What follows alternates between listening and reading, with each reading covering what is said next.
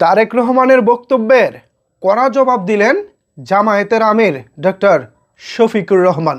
আমি প্রায় একটি কথা বলে থাকি, লেবু যতই কসলাবেন ততই সেখান থেকে তিতকুটে ভাব আসবে, সেখান থেকে অরিজিনাল যে ফ্লেভারটা আছে সেটা আসবে না।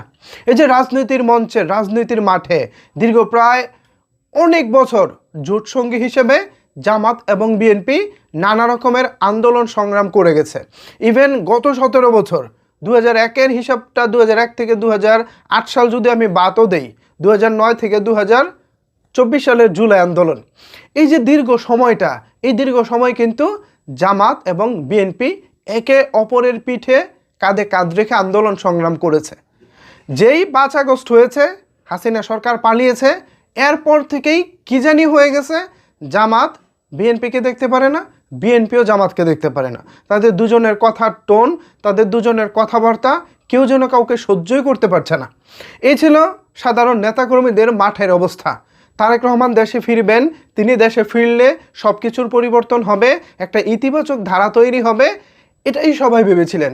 কিন্তু এখন যেটা হলো, তারেক রহমান নিজে জামাত শিবিরকে গুপ্ত সুপ্ত বলে প্রায় প্রত্যেকটা প্রোগ্রামেই ইনসাল্ট করে যাচ্ছে, অপমান করে যাচ্ছে এবং কটাক্ষ করে যাচ্ছে। তারেক রহমান সম্প্রতি বলেছেন, যারা এসে বিভ্রান্তমূলক কথা ছড়াবে তাদের একটি নাম গুপ্ত, কারণ তাদেরকে গত 16 বছর আমরা দেখিনি। তারা তলে তলে মিলেছিল 5 তারিখে যারা পালিয়ে গেছে তাদের সঙ্গে, অর্থাৎ তলে তলে তারা মিলেছিল আওয়ামী লীগের সঙ্গে, এমনটাই তারেক রহমান দাবি করেছেন। আর গুপ্ত সুপ্ত বলতে তিনি জামাত শিবিরকে বোঝাচ্ছেন, এটা তো সবাই জানেন। এর জবাবে আজকে জামাতের আমির ডক্টর শফিকুর রহমান বলেছেন, অনেকে গুপ্ত সুপ্ত সহ আরও কত কিছু যে বলে তার কোনো সীমা নেই। যারা নিজেরাই বছরের পর বছর গুপ্ত হয়েছিলেন তারাই আজ মজলুমদের নিয়ে এসব বলছেন। এই যে এখন দুই পক্ষ দুজনকে কাদা ছড়াছড়ি করতেছে, এটা কি দিন শেষে ভালো হচ্ছে? এটা কিন্তু দিন শেষে ভালো হচ্ছে না। ওই যে লেবু কসলানের মতোই, কিন্তু লেবু কসলিয়ে কসলিয়ে যেমন তিতা করা হচ্ছে, তেমনি দুজনের গায়ে কিন্তু গন্ধ আছে। বিএনপি যে খুব ভালো তাও না, জামাতও যে গত 17 বছরে বলার মতো কোনো পদক্ষেপ নিতে পারছে এমনটাও না।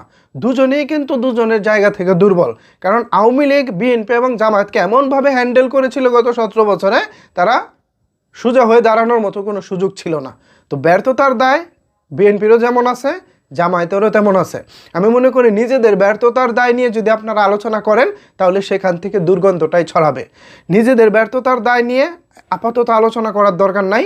সামনে 12 তারিখে নির্বাচন, এই নির্বাচনে কোন দল জয়ী হবে এবং জয়ী হলে আমাদের জন্য ভবিষ্যৎ বাংলাদেশ কেমন হবে, আপনারা কি করতে চান, কে কার থেকে বেশি ভালো করতে পারেন, এটা নিয়ে আলোচনা করেন। আমরা এটা শুনতে চাই, আমরা আপনাদের প্রতি আশ্বস্ত হতে চাই। কিন্তু গুপ্ত সুপ্ত বলে এক পক্ষ কটাক্ষ করতেছে, আবার আরেক পক্ষ বলতেছে আপনারাও তো একই ছিলেন। আসলেই তো ঠিকই, বিএনপি ঈদের পর আন্দোলন করবে। এই আন্দোলন আসলে এক সময় মানুষ এটাকে হাসাহাসি ধরে নিয়েছিল। কোন ঈদের পরে যে আন্দোলন হবে এইটার আর কোনো হদিস ছিল না। জামাত বলেন, বিএনপি বলেন, তারা গত 17 বছরে বলার মতো বড় কোনো আন্দোলন গড়ে তুলতে পারেনি, যার জন্য হাসিনা সরকারকে বেকায়দায় পড়তে হবে। এবার 2024-এর জুলাই আন্দোলনে তাদের পাশাপাশি জামাত, শিবির, বিএনপি সবার পাশাপাশি সাধারণ জনগণ নামার ফলেই আন্দোলনটা সফল হয়েছে। তো যেহেতু জামাত শিবির বা জামাত বিএনপি সবাই মিলে যেহেতু এই আন্দোলনটা সফল করতে পারেনি, মানে নিজেরা রাজনৈতিক দল হিসেবে, তো তারা এটা নিয়ে আসলে এখন আমি মনে করি কথা না বলাটাই ভালো। এখানে যতই আপনারা কথা বলবেন ততই দুর্গন্ধ ছড়াবে। বরঞ্চ এটা হচ্ছে সাধারণ ছাত্র জনতার ক্রেডিট, এই যে আন্দোলনের সফলতা, জুলাই আন্দোলনে যেটা হলো। সো এটা নিয়ে আর ভাই রংচং মাখাবেন না। ভবিষ্যৎ বাংলাদেশ কিভাবে নির্মাণ করবেন, ভবিষ্যৎ বাংলাদেশ কেমন হতে চলেছে, আমাদেরকে এরকম দিক নির্দেশনা দেন, বরঞ্চ এটা আমাদের জন্য ভালো হবে। আমরা এটা শুনতেও স্বাচ্ছন্দ্য বোধ করবো।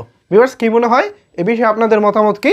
এই যে কাদা ছোড়াছুড়ি চলছে, এখানে আসলে ভালো কিছু হচ্ছে না। একজন আরেকজনকে কাজ দিয়ে ছাড়িয়ে যাবে সেটা হচ্ছে না, কথা দিয়ে একজন আরেকজনকে আসলে ঘায়েল করতেছে, কিন্তু সেই কথাগুলো থেকে আলটিমেটলি দুর্গন্ধই ছড়াচ্ছে।